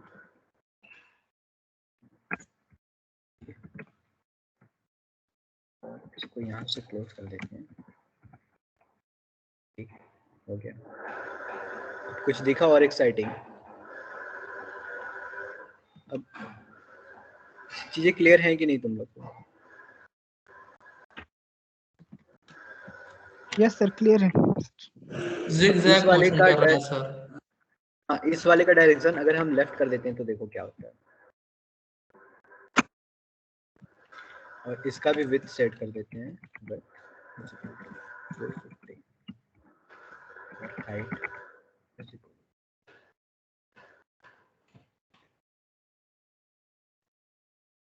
हाइट थोड़ा चेंज कर देते हैं। जितने लोग इमोजी बना के भेज रहे थे एसबीजी से, अब तुम इसको एनिमेट भी कर सकते हो इससे। देखो बस जस्ट एक बिहेवियर एट्रीब्यूट के हेल्प से मार्की टैग का यूज करना, पूरा उसको एनिमेट करना बिहेवियर के यस थ्रू। सर।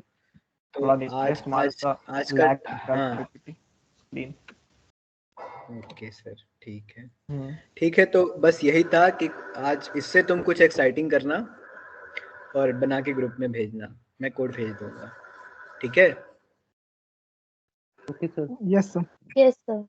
अच्छा, एक और चीज अगर मैं बता दूं, तुम तो इसमें एक बॉर्डर स्टाइल भी सेट कर सकते हो, जैसे कि यहाँ पे मैं सेट कर देता हूँ स्टाइल। सर स्क्रीन शो नहीं हो रहा मुझे।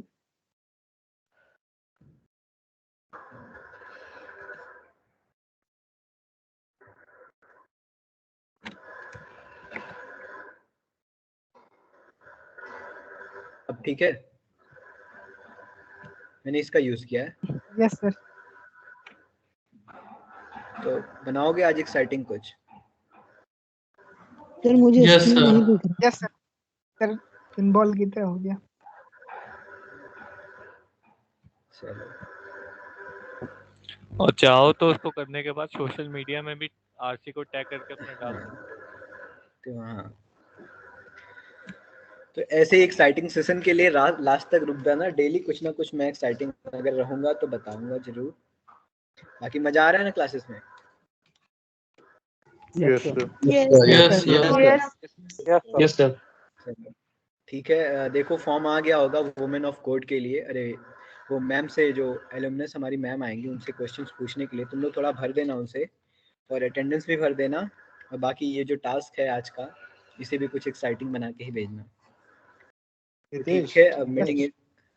यस यस नितेश एक सेकंड, ओके, ये ओके। इन्हें सोशल मीडिया हैंडल्स वाला बताया है? हाँ, अक्षत ने बोला है कि अगर कुछ एक्साइटिंग करते हो तो उसे सोशल मीडिया पे पोस्ट करके हमें टैग कर सकते हो।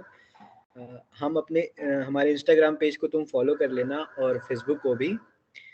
और बाकी तुम लोग जानते ही होगे कि हम लोग के पेज फॉलो किए ही होगे, मुझे जहाँ तक उम्मीद है सबने कर लिया होगा अभी तक।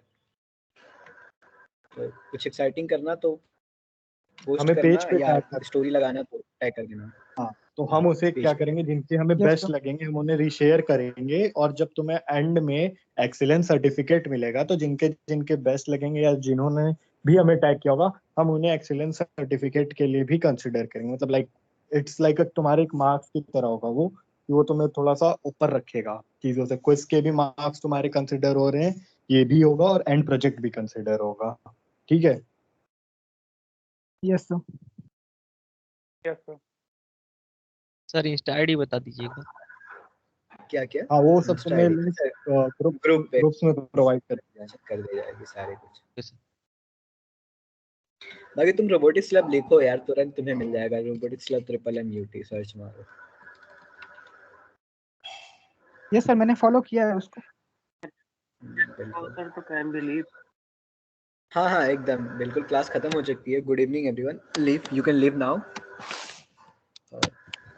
Good evening sir. Thank you sir. Good evening sir. Sir.